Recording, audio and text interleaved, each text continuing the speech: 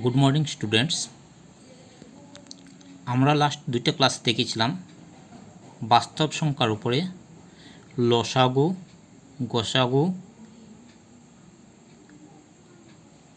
পরিমেয় সংখ্যা, লসাগু গসাগু কীভাবে বের করতে লাগে, ইউক্লিড বিভাজন পদ্ধতিতে গসাগু নির্ণয়, উৎপাদক বিশ্লেষণ পদ্ধতিতে লসাগু নির্ণয়, লসাগু গসাগুর উপরে সম্পর্ক, এইসব পেয়েছিলাম। আজকে আমরা নতুন একটা পার্টে যাচ্ছি, সেই বাস্তব সংখ্যার মধ্যেই অপরিমেয় সংখ্যা। তোমরা পরিমেয় সংখ্যা পেয়েছো। পরিমেয় সংখ্যার সংখ্যা ছিল যে সকল সংখ্যাকে পি বাই কিউ আকারে প্রকাশ করা যায়, কিউ নট ইকুয়াল টু 0, সেই সকল সংখ্যাকে পরিমেয় সংখ্যা বলে, যেমন 2/3, 4/5 ইত্যাদি। অপরিমেয় সংখ্যাও পেয়েছো, অর্থাৎ √2, √3, 5√2, 5√2, 5√3, এগুলা রুট দেওয়া সংখ্যাগুলা পাই, 1.01001, 0001, অর্থাৎ পৌনঃপুনিক, অসীমিত, পৌনঃপুনিক দশমিক, যে অপৌনঃপুনিক দশমিক যেগুলা, এগুলা অপরিমেয় সংখ্যা পেয়েছো ক্লাস 9-এ।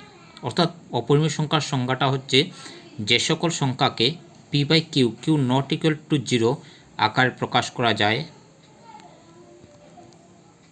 যায় না, অর্থাৎ যে সকল সংখ্যার দশমিক প্রসারণ অসীমিত, অপৌনঃপুনিক, সেই সকল সংখ্যাকে অপরিমেয় সংখ্যা বলে। আজকে আমরা দেখব, তোমরা ক্লাস 9-এ পেয়েছো √2, √3 ইত্যাদি সংখ্যারেখাতে কিভাবে স্থান নির্ণয় করতে হয়।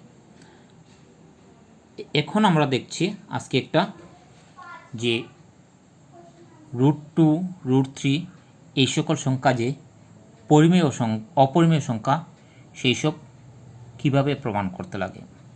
তাহলে ফার্স্ট প্রশ্নটা আসছে, প্রমাণ করো যে √2 একটি অপরিমেয় সংখ্যা। তাহলে এটা প্রমাণ করতে হলে আমরা প্রথম ধরে নিই, যদি সম্ভব মনে করি √2 একটি পরিমেয় সংখ্যা, অর্থাৎ সংখ্যাটা ধরে নিয়েছি পরিমেয় সংখ্যা, অর্থাৎ √2 equal to P by Q, Q not equal to 0, P এবং কিউ পরস্পর মৌলিক অখণ্ড সংখ্যা। তাহলে এটা আমরা পরিমেয় সংখ্যার সংজ্ঞা মতে পাচ্ছি, √2 equal to P by Q ধরে নিয়েছি। এখন উভয় পক্ষকে বর্গ করিয়া পাই, বর্গ মানে স্কোয়ার করে নিই, স্কোয়ার করলে কী হবে, এটার স্কোয়ার রুট কাটা যাবে, 2 ইকুয়াল টু এটার স্কোয়ার করলে P square by Q square, implies P square equal to 2 Q square. অর্থাৎ পি স্কোয়ারটা কি, P square equal to 2 Q square, অর্থাৎ পি স্কোয়ারটা 2 দ্বারা বিভাজ্য, তাহলে পিটাও 2 দ্বারা বিভাজ্য। তাহলে যখন 2 দ্বারা বিভাজ্য, তখন আমরা এটাকে লিখতে পারি পি ইকুয়াল টু 2c। যেমন দেখো 4টাকে 2 দ্বারা বিভাজ্য করা যায়, তাহলে 4টা কি লেখা যায়, 2 ইন্টু 2, 12টাকে 2 দ্বারা বিভাজ্য করা যায়, অর্থাৎ 12 ইকুয়াল টু 2 ইন্টু 6, 2 6 12। ঠিক এরকম P equal to 2c, C একটি অখণ্ড সংখ্যা।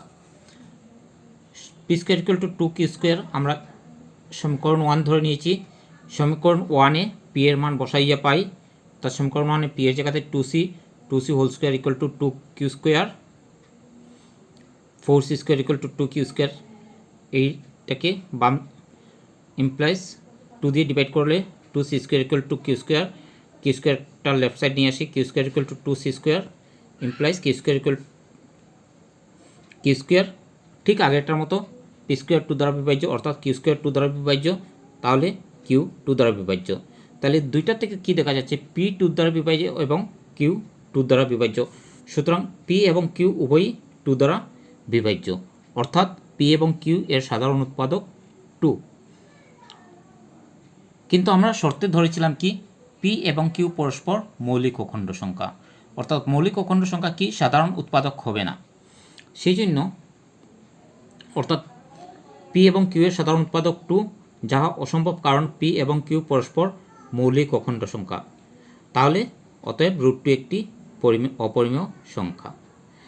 এখন তোমাদের একটা জিনিস কনফিউশন থাকতে পারে যে পরস্পর মৌলিক অখণ্ড সংখ্যা কোনগুলো। যেমন ধরো 8 আর 4, অথবা 6 4 8 9। প্রথম দুইটাতে দেখো উৎপাদক বিশ্লেষণ করলে গসাগু হচ্ছে 4, এটাতেও গসাগু হচ্ছে 2, অর্থাৎ 2 দিয়ে ভাগ করা যায় 2 3 6, 2 2 3 দুগুণা 6, 2 দুগুণা 4। কিন্তু 8 এবং 9 এটারে 2 × 2 × 2, 3 × 3 × 3 উৎপাদক বিশ্লেষণ করা যাচ্ছে, কিন্তু গসাগুটা আসছে 1। অর্থাৎ যে সকল সংখ্যার মৌলিক সংখ্যা নাও হতে পারে কিন্তু গসাগু যদি 1 হয়, অর্থাৎ সাধারণ উৎপাদক নাই, সেই সকল সংখ্যাকে পরস্পর মৌলিক সংখ্যা বলা হয়।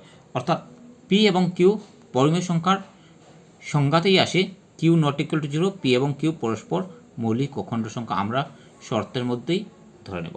তাহলে বুঝতে পারছো, এটা প্রমাণ করো যে √2 একটি অপরিমেয় সংখ্যা। আমি পেজটা ফটো উঠিয়ে পাঠিয়ে দেবো, পরে তোমরা লিখে নিতে পারবে, ভিডিওটা একটু ভালো করে দেখবে। ঠিক একই রকমে অন্যান্য প্রশ্নগুলো থাকবে, যেমন প্রমাণ করো যে √3 একটি অপরিমেয় সংখ্যা, √5 একটি অপরিমেয় সংখ্যা, √7, এরকম অঙ্কগুলো তোমরা করতে পারবে। আমি প্রশ্নগুলো পাঠিয়ে দেবো সেম প্রসেসে। যেমন √3 যদি হয় 2 এর জায়গাতে 3 হয়ে আসবে, এখানে 3, তখন p² 3 দ্বারা বিভাজ্য, p 3 দ্বারা বিভাজ্য, p = তখন 3c হবে, c একটি অখণ্ড সংখ্যা। এরকম করে তোমরা চেঞ্জ করে নেবে, করে আমাকে দেখাবে, পরে খাতাতে সব কিছু করবে। নেক্সট কোয়েশনটা আসছে, দেখাও যে 3 + 5√7 একটি অপরিমেয় সংখ্যা। এটার আগে আমরা আরেকটা দেখে নেই।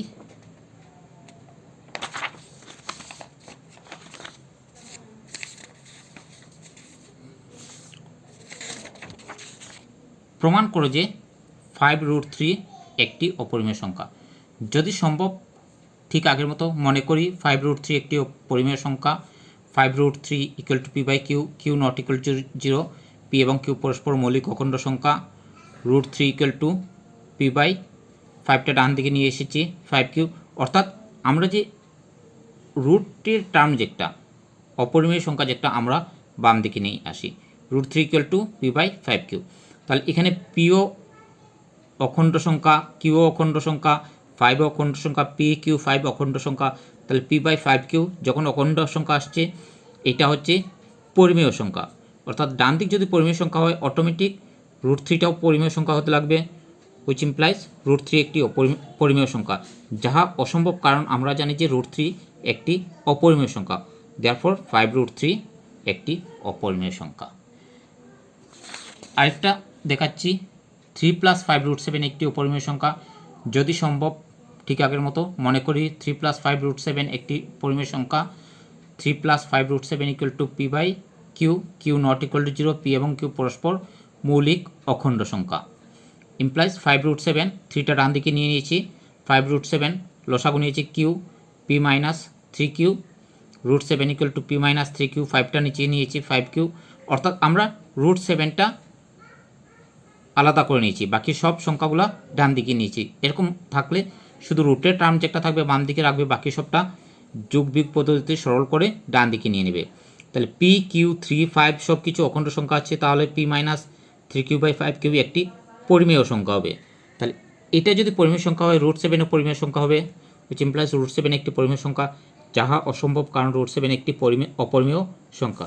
সুতরাং 3 + 5√7 একটি অপরিমেয় সংখ্যা প্রমাণিত। তাহলে আজকে 3টা করে দিয়েছি। ঠিক একই রকমে প্রমাণ করে যে নিচের সংখ্যাগুলি অপরিমেয় সংখ্যা, একও একটা প্রশ্ন দিয়ে দেব, তোমরা নিজেরা করে নেবে। আজকে এতটুকুই। Thank you.